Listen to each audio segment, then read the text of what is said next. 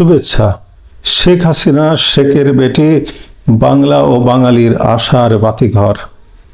ভিডিওর শুরুতে আপনাদের কাছে একটি প্রশ্ন রেখে যেতে চাই। গাজী টায়ার কারখানায় হাজার হাজার কর্মী কাজ করা অবস্থায় সেটিকে জ্বালিয়ে দেওয়া হয়েছিল। মনে আছে আপনাদের? প্রায় 600-র অধিক শ্রমিক হত্যা করা হয়েছিল সেদিন, আর লুটপাট চলেছিল প্রায় 1 মাস ধরে। তার কয়েকদিনের মধ্যে বাজারে টায়ারের দাম 1 লাফে 30 থেকে 40% বৃদ্ধি পায়। একের পর এক কারখানা পুড়িয়ে দেওয়ার পরও প্রশাসন কোনো বাধাই দেয়নি, প্রতিকার বা প্রতিহত করার কোনো চেষ্টা করেনি। পুলিশ তখন আত্মরক্ষার্থে ব্যস্ত, কিন্তু সেনাবাহিনী কি ভূমিকায় ছিল? গাজী টায়ারের মতো হাজার হাজার প্রতিষ্ঠান আগুন দিয়ে পুড়িয়ে দেওয়া হয়েছিল আগস্টের পরে। যশোরে আবাসিক হোটেলে আগুন দিয়ে 40 জনেরও বেশি মানুষকে হত্যা করা হয়েছিল, যার মধ্যে বিদেশি নাগরিকও ছিলেন। থানা পুড়িয়ে দেওয়া কিংবা মানুষের ঘরবাড়ি ভাঙচুরের কথা নাই বা বললাম। অথচ আদ্দিন হাসপাতালের অবহেলায় 6 জন শিশুর মৃত্যুর পর যখন সেটির লাইসেন্স বাতিল হলো, তখন একদল মানুষের চিৎকারে আসমান কাঁপছে। আপনাদের কাছে প্রশ্ন, গাজী টায়ার পুড়িয়ে 600 শ্রমিক হত্যা করা কি সঠিক ছিল, নাকি 6 শিশুর মৃত্যুতে হাসপাতালের লাইসেন্স বাতিল করার প্রতিবাদ করা সঠিক? এবার আসি মূল আলোচনায়। শেখ হাসিনা মানেই বাংলা ও বাঙালির আশার বাতিঘর।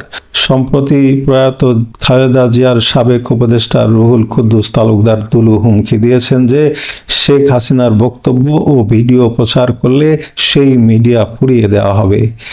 এটা বিএনপি ও জামাতের ফ্যাসিস্ট আচরণের সামান্য নমুনা মাত্র।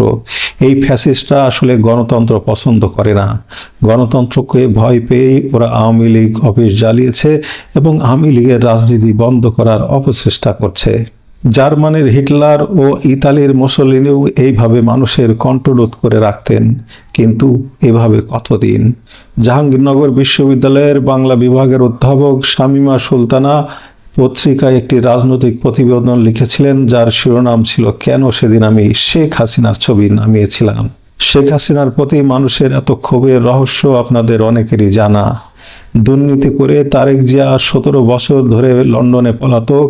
বিগত বিএনপি জামাত সরকারের বেশিরভাগ মন্ত্রী ও এমপি ছিলেন বাংলাদেশের ইতিহাসের সবচেয়ে দুর্নীতিগ্রস্ত সংসদের প্রতিনিধি, যার ফলে সেই সময় বাংলাদেশ পরপর 5 বার দুর্নীতিতে বিশ্ব চ্যাম্পিয়ন হয়েছিল। তাই দুর্নীতিবাজদের মুখে শেখ হাসিনাকে দুর্নীতিবাজ বলাই স্বাভাবিক। তারা ভালো করেই জানে 200 বছর ক্ষমতায় থাকলেও তারা কোনোদিন শেখ হাসিনার সমপরিমাণ উন্নয়ন করতে পারবে না। তাই জনরোষ থেকে বাঁচতে শেখ হাসিনার নামে মিথ্যা মামলা এবং আওয়ামী লীগ রাজনীতিকে নিষিদ্ধ করে রাখার এই চক্রান্ত। অর্থাৎ যার যা খুশি লুটপাট করে নাও, কেউ কিছু বলবে না, কারণ শেখ হাসিনা না থাকলে এসবের প্রতিবাদ কেউ করবে না। এই জন্য একজন শেখ হাসিনাকে এদের এত ভয়। এই জন্যই তাকে হত্যার উদ্দেশ্যে 21 বার হামলা হয়েছিল, তবুও শেখ হাসিনা মাথা উঁচু করে দাঁড়িয়ে আছেন। বাংলাদেশের মোট জনসংখ্যার 8.5 কোটি নারী। শিক্ষিকা শামীমা সুলতানা লিখেছেন, মানুষ নাকি শেখ হাসিনার নাম নিতে ভয় পেত। অথচ তিনি আরেকটি কলামে লিখেছেন, খালেদা জিয়া ও নারী শিক্ষার প্রসার।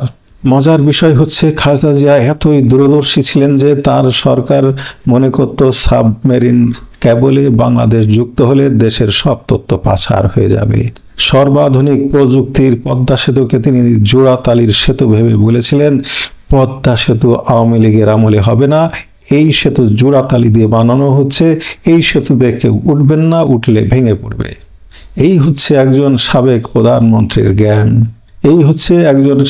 প্রধানমন্ত্রীর জ্ঞান। এমন একজন মানুষ এই দেশের প্রধানমন্ত্রী ছিলেন ভেবেই লজ্জিত হওয়ার কথা, কিন্তু তথাকথিত বুদ্ধিজীবীদের সেই লজ্জা নেই। তারা শেখ হাসিনাকে ফ্যাসিস্ট বানিয়ে আর খালেদা জিয়াকে উচ্চ শিক্ষিত সাজিয়ে তেল মারতে মারতে ইতিমধ্যে হাহা ভবন নামক রকেট তৈরি করে ফেলেছেন। অথচ এই শামীমা সুলতানা শেখ হাসিনা সরকারের আমলেই বিএনপির শিক্ষক সংগঠন জাতীয়তাবাদী রাজনৈতিক ফ্রমের ভাইস প্রেসিডেন্ট ছিলেন এবং 2022 সালে তাকে বাংলা বিভাগের সভাপতির দায়িত্ব দেয় শেখ হাসিনা সরকার। শেখ হাসিনা ফ্যাসিস্ট হলে বিএনপির রাজনীতির সাথে সরাসরি সম্পৃক্ত থাকার পরও তিনি কিভাবে এই গুরুত্বপূর্ণ পদ পেলেন? উত্তর হচ্ছে এটাই শেখ হাসিনার উদারতা। বাংলাদেশের রাজনীতিতে শেখ হাসিনার মতো উদারতার উদাহরণ আর কেউ দেখাতে পারবে না।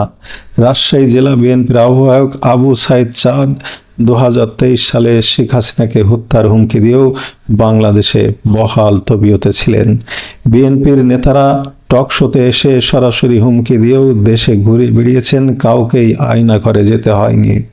শেখ হাসিনা একজন প্রধানমন্ত্রী হয়েও সাধারণ মানুষের মতো জীবন যাপন করতেন। তিনি নিজে রান্না করতে পছন্দ করেন, আগামী প্রজন্মের জন্য গাছ লাগাতেন। 1998 সালের বন্যায় তিনি সাধারণ মানুষের সাথে এক কাতারে দাঁড়িয়ে রুটি বানিয়েছেন। 2013 সালে খাবারের জন্য লাইনে দাঁড়িয়েছেন। নিজের শিক্ষকের সম্মানে লাল গালিচা ছেড়ে দিয়েছেন। তিনি কখনোই ম্যাডাম হয়ে যাননি, তিনি ছিলেন জনগণের আপা। এটাই তার জীবনের সর্বশ্রেষ্ঠ সৌন্দর্য। শেখ হাসিনা বাংলা, ইংরেজি ও উর্দুতে কথা বলতে পারেন, কুরআন ও হাদিসের গভীর জ্ঞান রাখেন। আজকের পদ্মা সেতু, metro rail, elevated expressway, Bangabandhu tunnel, Bangabandhu satellite এইসব তার দূরদর্শী স্বপ্নের অংশ। বিএনপিকে নিষিদ্ধ না করেও তিনি 17 বছর সফলভাবে দেশ চালিয়েছিলেন, কিন্তু আওয়ামী লীগের প্রতি নিষেধাজ্ঞা ওঠানোর সেই গণতান্ত্রিক সাহস বর্তমান সরকারের কারও নেই। এরা শুধু শেখ হাসিনাকে ভয় পায় না, বরং ঘুমের মধ্যে তার ছবি দেখে আঁতকে ওঠে। জন সি ম্যাক্সওয়েল বলেছিলেন, a leader is one who knows the way, goes the way and shows the way. একজন নেতাই পথ চেনেন, সেই পথে চলেন এবং অন্যকে পথ দেখান। শেখ হাসিনা আজও বাংলাদেশের মানুষকে পথ দেখিয়ে চলেন। তিনি নীরবে কাজ করে যান বলেই তাকে নিয়ে এত সমালোচনা ও ষড়যন্ত্র, তবুও তিনি বারবার মাথা উঁচু করে দাঁড়ান। তাই তো বলা হয় শেখ হাসিনা মানেই বাংলা ও বাঙালির আশার বাতিঘর। ভালো থাকুন।